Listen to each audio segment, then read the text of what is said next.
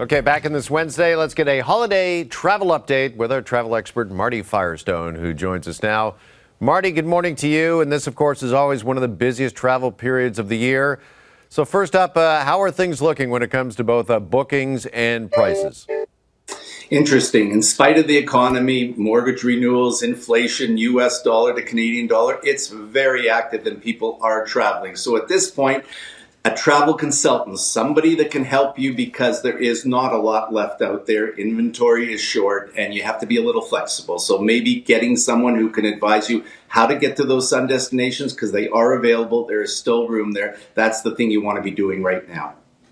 Okay. All right. So if you haven't booked yet and you still want to, there are still options. Typically, there's a rule of thumb. You should be booked 1 month in advance. At this point, you've got to hope for a last-minute sale. I don't think that's going to happen. So again, best thing would be to see what's out there. Again, ask and find out if there's a way to get to that destination, albeit not the direct route. It may have to be with a little bit of flexibility, but I think there's still time to get there with yourself and family. All right, Marty, it has been a tough year when it comes to Canada's airports. What's the latest there? Do you believe they're ready to handle the influx of holiday travelers?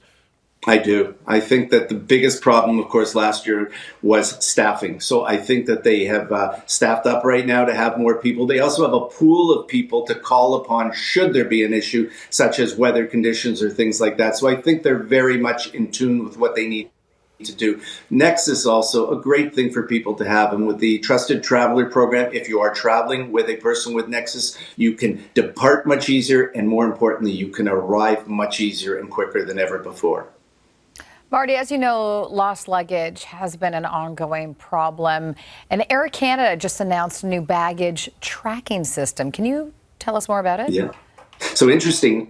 Nothing new from technology standpoint. Air Canada was always able to track your bag at 5 different sort of ports with respect to your barcode. However, now they're going to share that info with you so you can now find out if your bag did in fact get on the plane. But here's the 2 key points. No longer will you now wait for your bag at the carousel because you'll either know it's there or it's not there. And bigger than that, you're not going to wait in an hour lineup to then make a claim with Air Canada. This is all going to be done very quickly. They're going to say your bag didn't make it. Here's the claim information and go claim. So this is really positive things.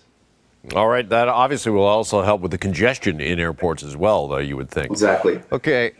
Flu season, of course, officially underway. And while COVID also remains a concern, we wanted to ask you, Marty, this morning, what is the best advice when it comes to trying to stay healthy for those that are traveling, whether you're in a congested airport or, in the fuselage of an airplane, breathing everybody's recycled air?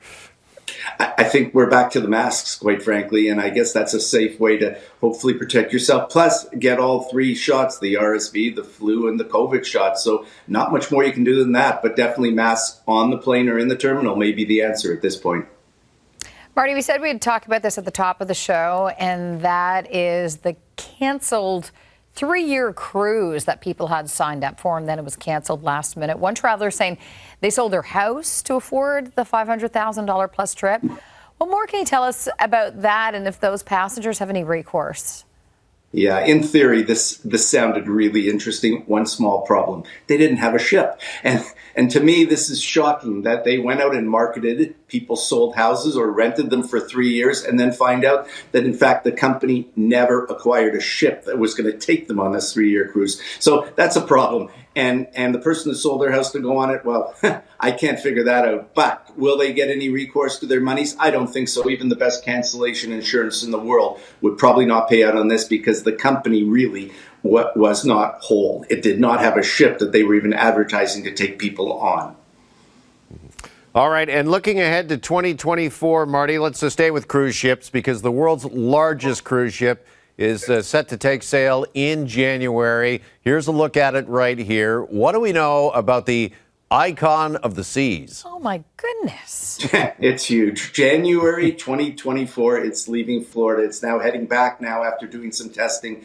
This is 20 stories, 20 floors, 20 decks, whatever you want. It's a little city. It's going to have 7,500 passengers, over 2,500 crew. That's 10,000 people. It is really going to be what some people who are negative are saying is a floating petri dish. Others are saying it's going to be a great experience. Whatever it is the largest cruise ship ever in the world. Wow, amazing. Marty, we're going to leave it there. Thank you so much. Thank you for having me.